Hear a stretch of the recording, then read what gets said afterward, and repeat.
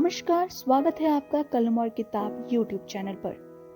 आज हम करने वाले हैं मोहन राकेश, जो कि एक डायरी के रूप में लिखा गया है। तो चलिए शुरू करते हैं।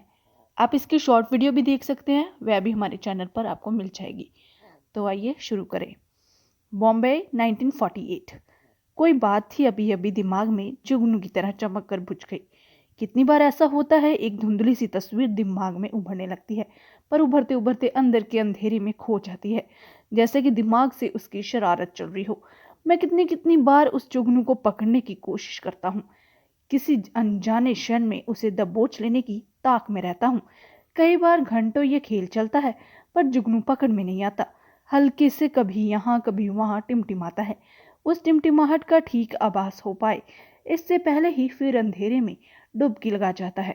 उठते बैठते हंसते बातें करते एक हल्की सी चमक और बस। कई बार सुबह से शाम तक ये खेल अपने में अपने से खेल जाता है।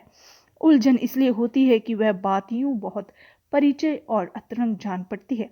लगता है जैसे घर का कोई बहुत परिचय कोना बार बार सामने खुलकर सहसा बंद हो जाता है। फिर सोचकर हंसी आती है कि वास्तव में अपना क्या है, वह जुगनू, उसे पकड़ने का प्रयत्न या उस प्रयत्न से हारा खींचा हुआ मन। मुंबई, जुहू बीच, रात के 11 बजे। उमड़ती लहरें नांगियों की तरह करवटें लेती, उनके पैरों तक आना और पानी हो जाना, शरीर में उठती कंपन भी, सांसों में थोड़ी झुरझुरी, सहसा तेज तेज चलना, जैसे कि एक बीज अपने में भर आया हो। अपने भरे होने की अनुभूति से सामने के फैलाव को देखना, सरकती रेत पर पांव जमाए दूर से दूर के बिंदुओं तक जाने की कोशिश करना, फिर उसी बिंदु से अपनी तरफ लौट आना, इस बात को, हर बात को भूल जाना।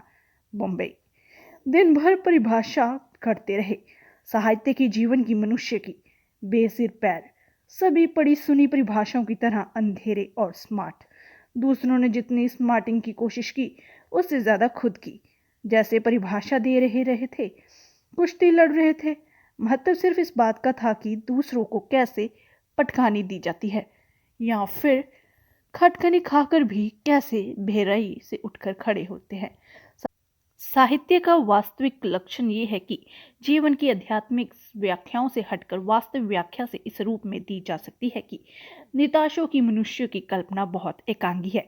मेरा विचार में मनुष्य का वास्तविक स्वरूप ये है कि जैसे जितने गौर आते हैं कुश्ती के, उससे वह सब इस्तेमाल कर लिए, नतीजा कुछ नहीं सिवाय भले पूरी की दावत। कोई साहित्य जीवन और मनुष्य तीनों पर एक एक डर और बस के क्यों में शामिल है।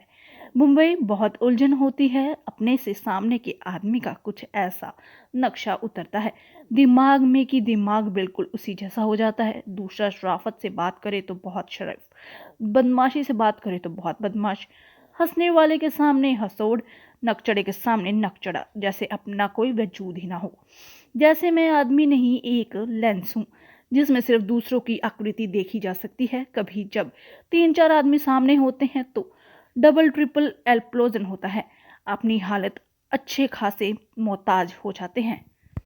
आगरा से चलने के बाद आज मानसिक स्थिति ऐसी हुई कि यहाँ कुछ लिख सकूं। भोपाल में, मुंबई में, गोवा में, मैंगलोर में, सब जगह मन में विचार आता था कि अपनी किन्हीं प्रकृतियों को बैठकर लिखूं, परंतु या तो वास्तविकता रहती थी या थकान या दूसरे लोगों की उपस्थिति।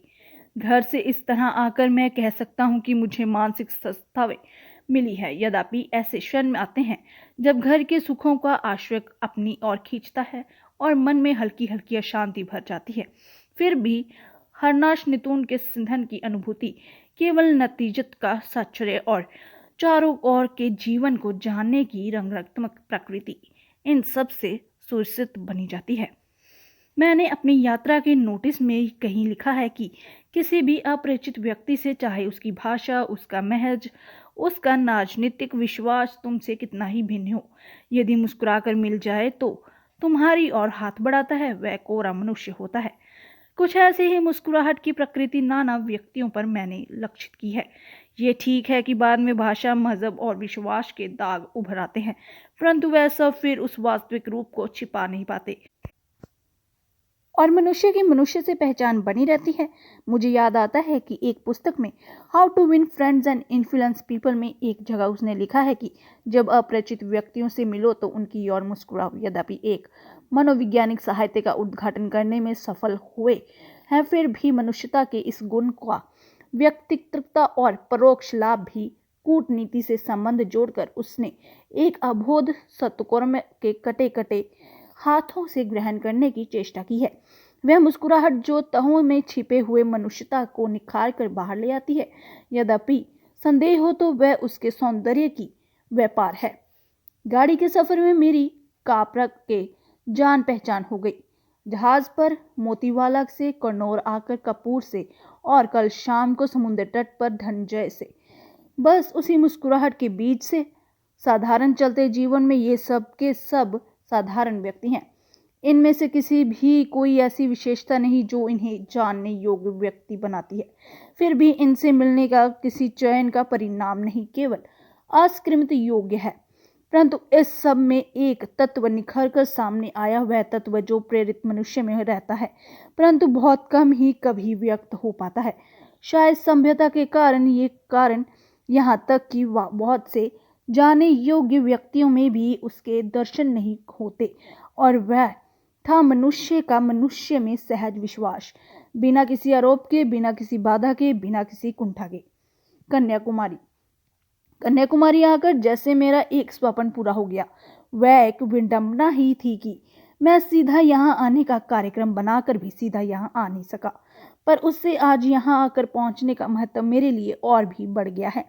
साधारणता देखने पर ये एक समुद्र तट ही है, परंतु ये केवल समुद्र तट ही नहीं बल्कि यहाँ एक कुमारी भूमि है जहाँ निम्रता की तुलिका का स्पर्श अभी गीला ही लगता है। यहाँ आकर आत्मा में एक सत्व आवेश जागा उठता है। यहाँ आकर रहना अपने में ही जीवन की एक आकांक्षा को हो सकती है। शायद टेलीपैथी की तरह का कोई और भी विनय होता है जो दो मनुष्य के बीच नहीं, एक मनुष्य और एक स्थान के बीच संभव है। उसने अणुओं और अणुओं के प्रतीक आकर्षण कह सकते हैं। ऐसे एक स्थान का आह्वान करना शायद कवितात्मक का शिशु तत्व पूर्व लगे, परंतु व्यक्ति अपने भावोद्रिक्त के अनुसार ही जीवन की व्याख्या करने से नहीं रह सकता। मैं इस समय जिस भावों में हूँ उसे समझने के लिए बंगाल की खिड़की, हिंद महासागर और अरब सागर के इस संगम स्थल को बार बार देख लेना आवश्यक है। कितने भी भटक कर एक बार यहाँ आ जाएं तो उस भटकने का सार्थकता है। क्या मैं यहाँ एक घर बना कर रह सकता हूँ? ये स्थान और यहाँ का वातावरण दोनों मुझे इस तरह प्रभावित कर रहे हैं।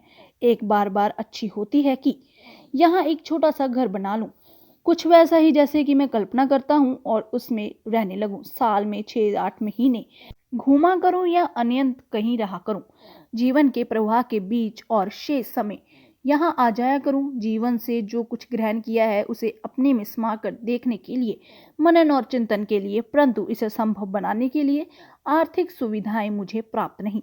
एक वस्तु का अपना प्राकृतिक गुण होता है, व्यक्ति का भी अपना प्राकृतिक गुण होता है। मूल्य व्यक्ति और वस्तु के प्राकृतिक गुण का ना लगाया जाकर प्रत्येक दूसरे की उस गुण को बेचने की शक्ति का लगाया जाता है।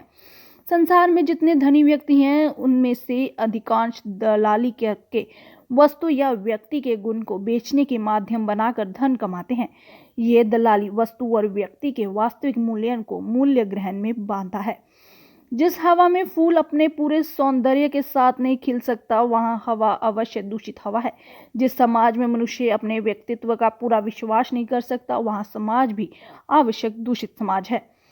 डहलोजी, वह व्यक्ति जो साक्षात जीवन की चर्चा करता है या नहीं जानता कि साक्षात जीवन का अर्थ है नई कलाओं का ना खिलना, नए अंकुरों का ना निकलना, नए शिशुओं का ना जन्म लेना।